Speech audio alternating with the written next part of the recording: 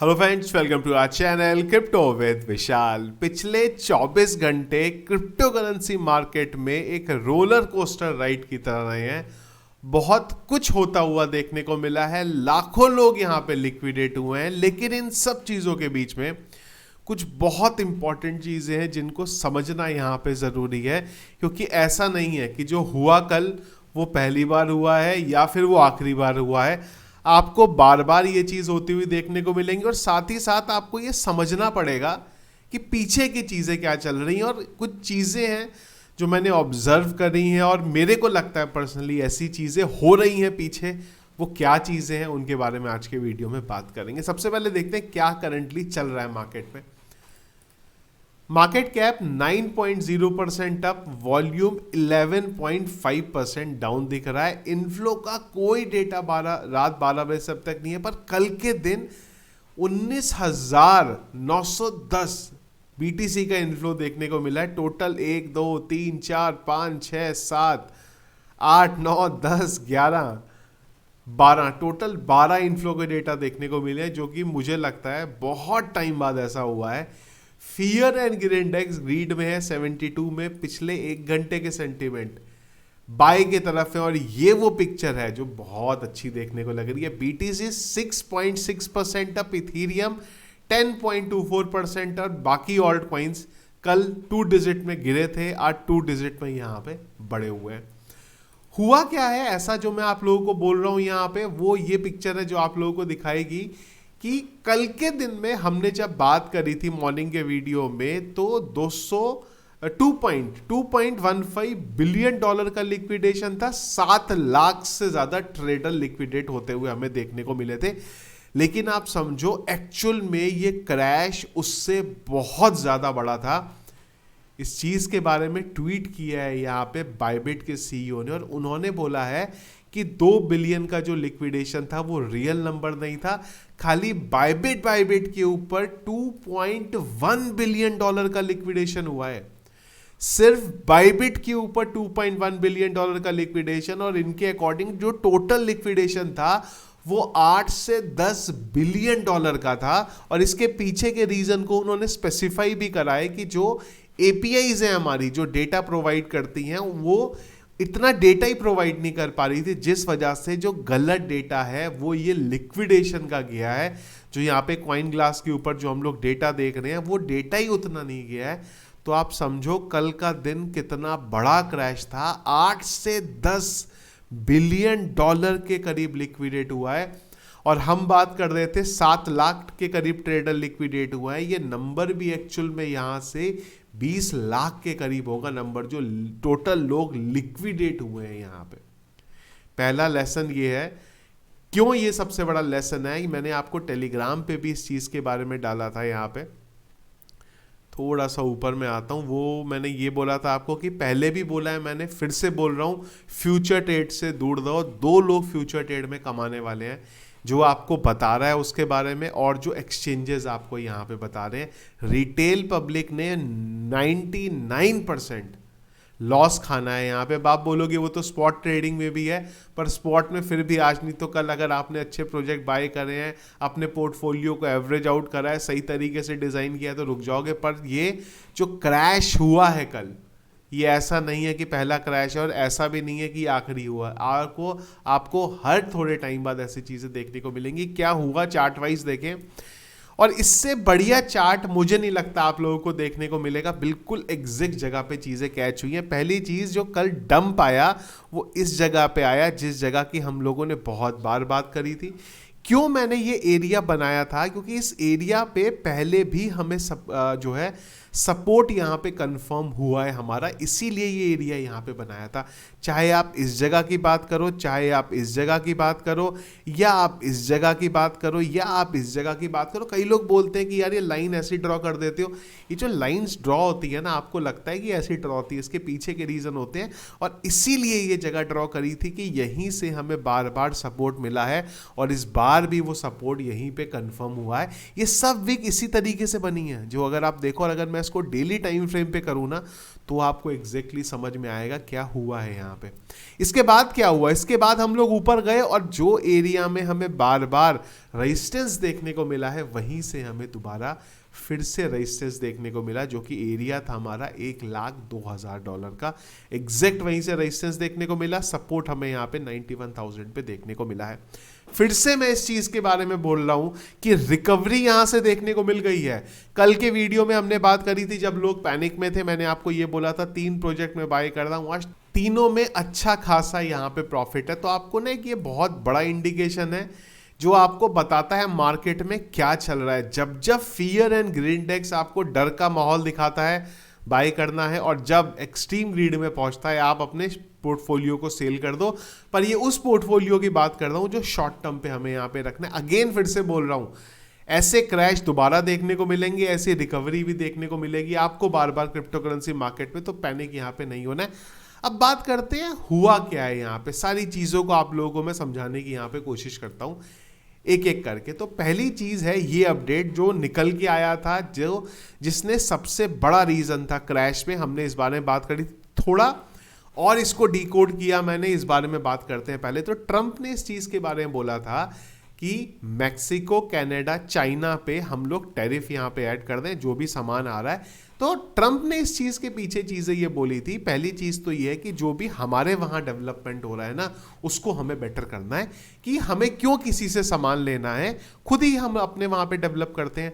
दूसरा इन्होंने ये बोला कि अगर हम इस चीजों पे कंट्रोल कर पाएंगे तो जो क्रॉस बॉर्डर इलीगल चीजें हैं उस पे भी हमारी यहाँ पे कटौती होगी। पर इसका एक और लॉजिक ये बैठता है कि ये अगर होगा तो यूएस में रिसेशन आएगा क्योंकि महंगाई और ज्यादा बढ़ेगी। एक और चीज इसके पीछे हुई, वो इस बारे में बात हुई कि अगर हम इन चीजों को इंप्लीमेंट करेंगे तो टैक्स हम कम कर देंगे जो आपको देना पड़ता है। तो अगर टैक्स कम हो जाएगा तो ओवरऑल चीजें ऑलमोस्ट यहां पे सॉर्ट आउट हो जाएंगी, ये ट्रंप ने यहां पे बोला। अब एक और बड़ी चीज हुई इस चीज के बाद जो पिक्चर बाद में समझ में आई, इसीलिए मैंने बोला आप ये क्रैश आपको दोबारा भी इस तरीके से देखने को मिल सकते हैं, क्योंकि एक्चुअल में ये जो हुआ है ना इसके पीछे की कहानी और थी, और शायद ट्रंप को ये सब करना ही नहीं था। ये सब उन कंट्रीज को दिखाने के लिए था कि अगर हमारी जो चीजें हैं उनको आप नहीं मानोगे तो हम इस तरीके से आपको टैरिफ लगा सकते हैं। और दूसरी चीज, बाकी कंट्रीज हमारे साथ तैयार बैठी हैं यहाँ पे। ये मैं क्यों बोल रहा हूं, क्योंकि इसके बाद एक और बड़ी चीज यहाँ पे समझ में आई, वो ये हुआ कि जो कंट्रीज के साथ जो ट्रंप ने यहाँ पे टैरिफ के बारे में बात बोली थी उन्हीं के साथ अब उन्होंने उनको पॉज कर दिया है महीने भर के लिए। और देखिएगा थोड़े दिन बाद ये सारी कहानी भी यहाँ पे खत्म हो जाएगी। तो उन कंट्रीज को बताने के लिए था, दुनिया को बताने के लिए था कि आपको हमारी यहाँ पे बातें अगर नहीं मानोगे तो ये सारी चीजों के इंप्लीमेंट आप लोगों के अगेंस्ट में हो सकते हैं। और जैसे ही अपडेट आया मार्केट में हमें रिकवरी देखने को मिल गई। यहाँ पे जो लोग पैनिक में सेल करा या जो लोग फ्यूचर ट्रेड पे थे, एक्सचेंजेस ने वहां पे जम के कमाया, पर इन लोगों ने एक दो ट्वीट के चक्कर में कहानी हो गई। और बार बार मैं इस चीज को बोल रहा हूं कि इस तरीके के जो ट्रंप जिस तरीके के इंसान है वो डराने के लिए इस तरीके की चीजें आने वाले टाइम में भी करेंगे। तो इनसे पहले ही आप लोगों को जो है यहाँ पे बचे रहना है।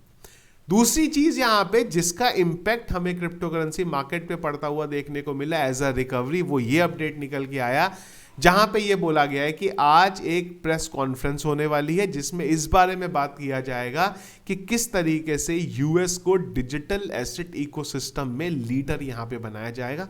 ये दो अपडेट निकल के आए जिसके बाद मार्केट में रिकवरी हमें एक देखने को मिल गई। पर इस रिकवरी में कुछ क्वेश्चन है यहाँ पे बड़े।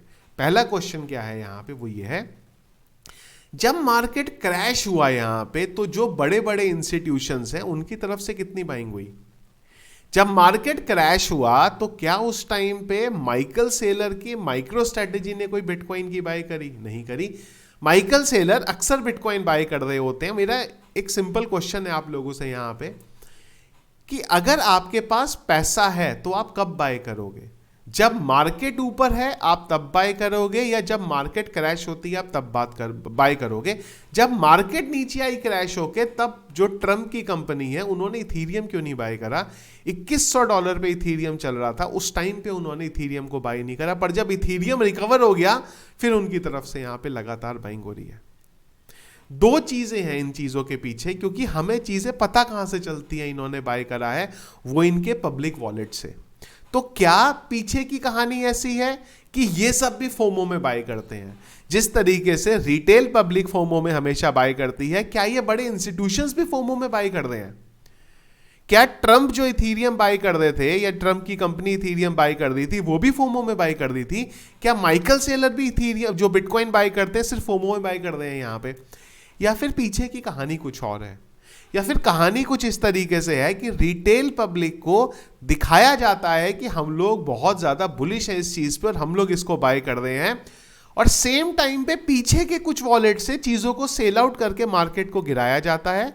लोग पैनिक में सेल आउट करते हैं, लोगों के लिक्विडेशंस होते हैं, और उस टाइम पे आप अपने दूसरे वॉलेट से फिर से बाय कर लेते हो नीचे से, क्योंकि जिसके पास पैसा है। मेरे पास कल फंड था, मैंने सुई को, सोलाना को, इथीरियम को नीचे के प्राइस पे बाय किया। एग्जैक्ट जो डिप है वो नहीं पकड़ पाएंगे, पर नीचे के प्राइस पे बाय करेंगे ना अगर पैसा होगा। तो जब इनके पास फंड है तो ये उस टाइम पे क्यों बाय नहीं करते? ये क्वेश्चन समझ में नहीं आया आज तक। जब मार्केट क्रैश हो जाता है तो कभी लैरी फिंग क्यों नहीं आते ये बोलने कि बिटकॉइन एक डिजिटल गोल्ड है और बिटकॉइन का प्राइस अब इतना चला जाएगा। पर जैसे ही मार्केट रिकवर होगा, अब देखिएगा 1,05,000 पे, 1,04,000 पे बिटकॉइन को जाने दीजिए, फिर से सारे के सारे यहां पे आ जाएंगे, फिर से माइकल सेलर बाय करने लगेंगे, फिर से लैरी फिंग बातें करने लगेंगे यहाँ पे। तो ये बहुत बड़ी चीज है जो आप लोगों को समझनी पड़ेगी यहाँ पे, कि जिसके पास चीजें कंट्रोल करने के लिए है ना, वो चीजों को कंट्रोल कर रहा है यहाँ पे। पर जो नॉर्मल लोग हैं जिनको चीजें समझ में नहीं आ रही हैं, वो उस पैनिक में आके गलत डिसीजन यहाँ पे ले रहे हैं, जबकि वो एक ऐसा टाइम है जहां पे हमें बाय करना है। और जैसे ही चीजें बुलिश होने लगती हैं, जैसे ही ये लोग फिर से पॉजिटिव होने लगे, हम लोगों को वहां से निकलना है। तो ये बहुत बड़ी लर्निंग है। ऐसा नहीं है कि पहली बार ये लर्निंग आई है, पहले भी हम लोगों ने इस बारे में बात करी है, पर फिर से इस चीज के बारे में बात करना बहुत जरूरी है कि इन लोगों के अकॉर्डिंग समझना पड़ेगा कि जब ट्रंप ने इतनी बड़ी चीज यहां पे बोली कि अब यूएस के अंदर महंगाई होगी, तो क्या उनको नहीं पता कि यहाँ पे यूएस में रिसेशन आएगा और पहले से ही इतनी ज्यादा महंगाई चल रही है?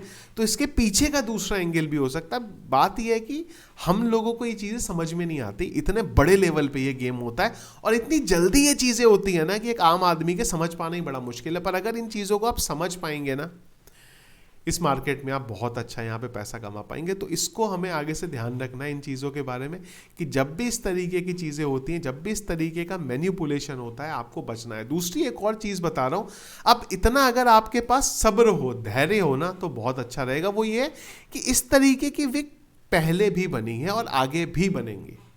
फिर से बोल रहा हूं, आगे भी बनेंगी। या तो बेटर ये है कि ऐसे टाइम का वेट करो जब मार्केट क्रैश होता है, इस टाइम पे, उस टाइम पे बाय करो, और जब सब लोग बात करने लगे मार्केट अब ऊपर ही जाने वाला है, उस टाइम पे सेल आउट कर दो। ये स्ट्रेटेजी आप जरूर अपना सकते हो अगर आप अपनाना चाहो, पर इसमें ध्यान रखना है फ्यूचर ट्रेड से दूर रहना है हमें यहाँ पे। और ये आपके शॉर्ट टर्म जो पोर्टफोलियो है उसके लिए मैं चीज बोल रहा हूँ यहाँ पे। यहां से मार्केट रिकवर होगा, पर ये रिकवर हुआ मार्केट आज नहीं तो कल फिर से क्रैश होगा और फिर इसी तरीके से वीक बनेगी। आप देखो कितना क्रैश था, 1,02,000 से 91,000 पे बिटकॉइन यहाँ पे आया है। तो मायने रखता है इतना बड़ा क्रैश यहाँ पे।